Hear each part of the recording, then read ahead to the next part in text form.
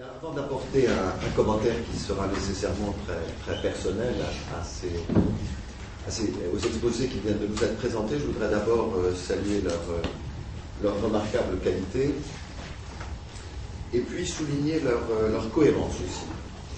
Je crois que ce qu'ils font apparaître, bien sûr, les autres sessions de ce colloque l'ont fait, c'est bien entendu l'écrasante suprématie de l'anglais dans les systèmes éducatifs nationaux, liée pour partie à ce que... Il faut couper. Liée pour partie à ce que Madame... à même prendre celui-ci. Il faut couper l'autre. Lié pour partie à ce que Mme Cauchy a appelé le monolinguisme institutionnel. Alors comment briser ce monolinguisme institutionnel? Mme Cauchy nous modestement et peut-être de manière plus réaliste a évoqué une piste qui me paraît très intéressante en effet pour briser ce qu'elle appelait l'habitus monolingue. De ce point de vue, si vous me permettez une prise de position qui n'engagera que moi, je crois que nos systèmes éducatifs, et le système éducatif français ne fait pas exception, fait une tragique erreur en introduisant l'apprentissage de l'anglais dès le plus jeune âge. Je veux dire dans les toutes premières années du primaire. Parce que ce qu'il faudrait faire à cet âge-là, où en réalité la connaissance d'une langue étrangère ne se fixe pas, ce qu'il faudrait faire, c'est habituer les jeunes enfants à délier leur langue. C'est-à-dire qu'il faut les habituer à chanter en chinois, à compter en allemand, à réciter une poésie en français, bref, leur donner un accès au plus grand nombre de langues possibles. C'est la seule manière que nous pourrions trouver de briser cet habitus monolingue. Initier à la diversité avant même de commencer véritablement l'apprentissage d'une langue étrangère et naturellement de commencer à apprendre l'anglais à un âge qui pourrait être retardé. Alors, j'ai été très frappé en écoutant l'exposé particulièrement clair de Madame Lee, évoquant les objectifs de l'apprentissage des langues étrangères dans le système éducatif coréen,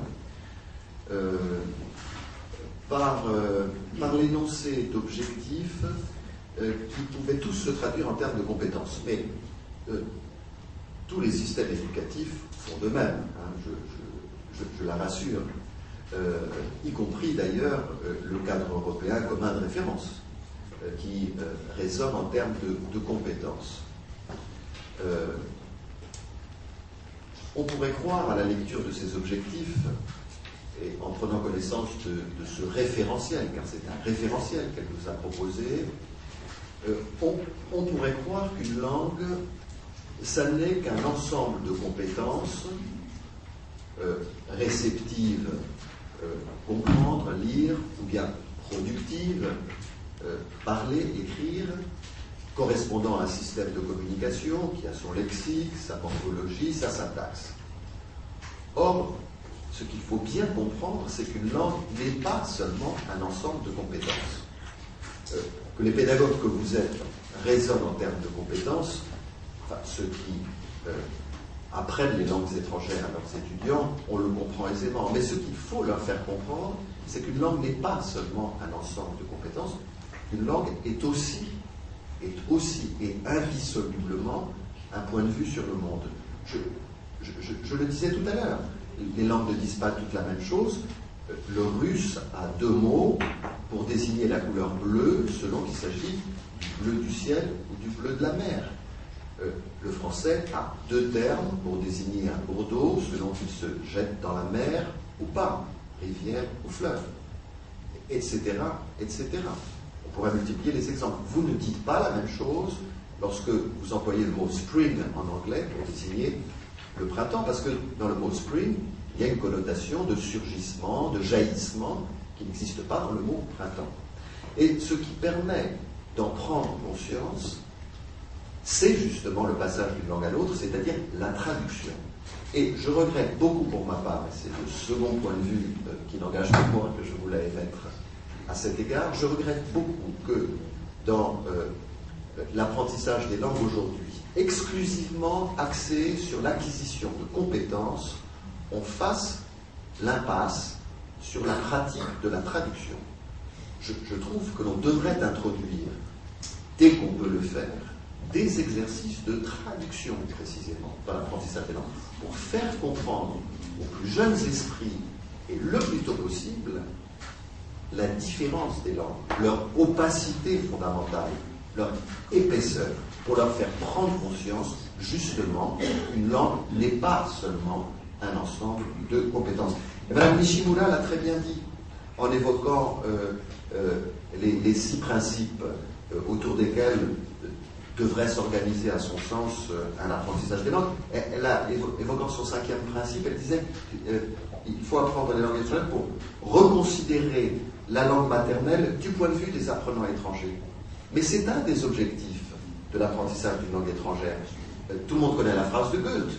Il faut apprendre une langue étrangère pour mieux comprendre sa propre langue. Le philosophe Barbara Cassin dit il faut parler plus d'une langue pour savoir qu'on en parle déjà une.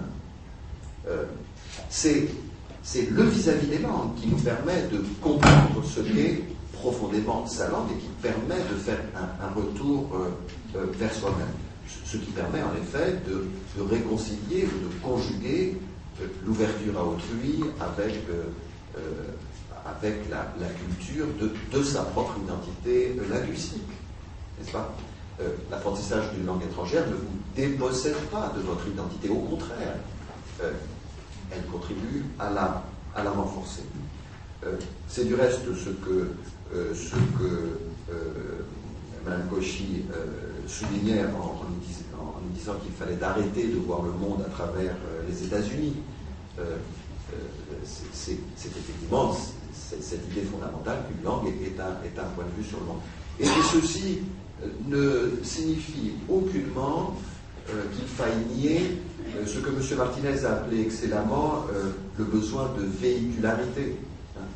Tout le monde comprend et conçoit que nous ayons besoin d'une langue commune pour répondre à des besoins de communication immédiats. Mais répondre à des besoins de communication immédiats, c'est ne répondre que très partiellement à des besoins d'expression, à des besoins de compréhension en profondeur, à des besoins de dialogue interculturel qui vont devenir au fil des années de plus en plus marqués. Et de ce point de vue, je crois qu'il faut soutenir de manière un peu paradoxale que parmi les raisons qu'il peut y avoir d'apprendre une langue étrangère, M. Oki tout à l'heure évoquait les motivations des apprenants de français. Et il parlait en termes d'utilité, de satisfaction personnelle, etc. Pourquoi apprendre une langue étrangère? Eh bien, à bien des égards, parce que ça ne sert à rien. Il faudrait avoir le courage de dire que, à certains égards, ça ne sert à rien. Un auteur français, Charles Danzig, vient de publier un essai qui s'intitule, je crois, Pourquoi lire? Pourquoi lire? Pourquoi faudrait-il lire des livres? Et au bout de 250 pages, il conclut il faut lire parce que ça ne sert à rien. Eh bien, une partie des raisons, ce n'est pas la seule, bien entendu, les langues servent à quelque chose, comment le nier, mais une partie des raisons pour lesquelles il faut apprendre une langue étrangère et pour lesquelles il faut apprendre le français, c'est parce que ça ne sert à rien. Je vous remercie.